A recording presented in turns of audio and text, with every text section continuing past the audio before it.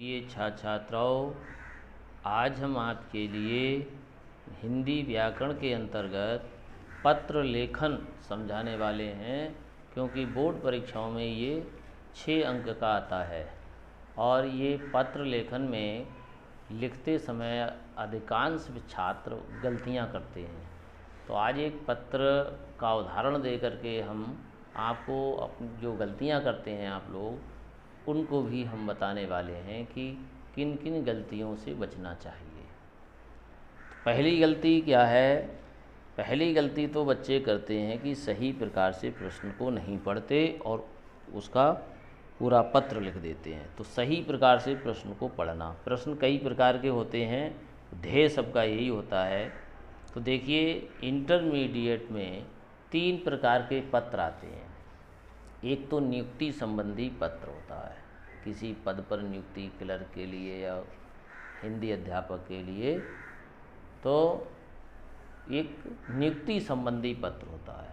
और दूसरा पत्र होता है किसी समस्या पर आधारित, जैसे कोई सब लाउड स्पीकर बज रहे हैं, ध्वनि प्रदूषण हो रहा है, या बहुत गंदगी है, या बिजली नहीं आ रही, ये समस्याएं होती हैं।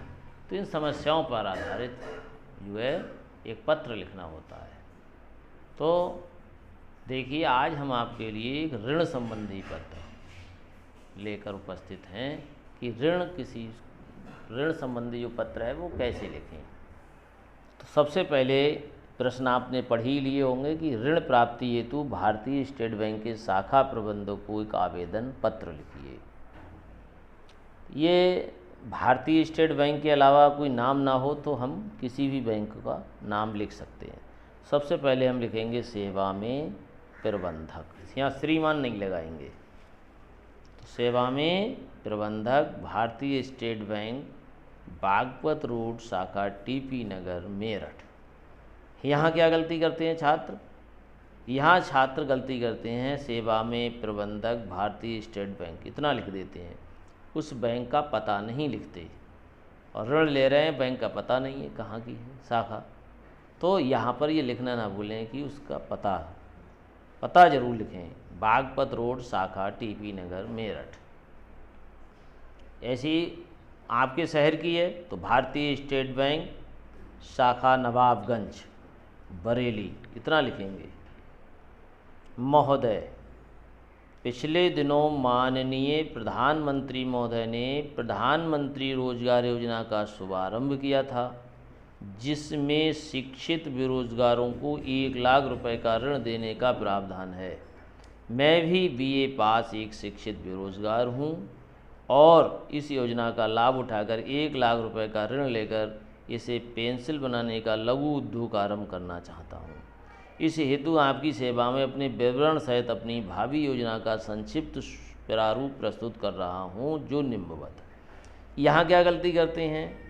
ऋण तो मांगते हैं मगर उसमें राशि नहीं लिखते, कितनी राशि चाहिए और किस कार्य के लिए आप ऋण ले रहे हैं ये भी नहीं लिखते, सीधे लिख देती हैं, सेवा महोदय, निवेदन स्वीकार है कि प्रार्थी ऋण लेना चाहता है, प्रार्थी को ऋण देने की कृपा करें, आपकी महान कृपा होगी।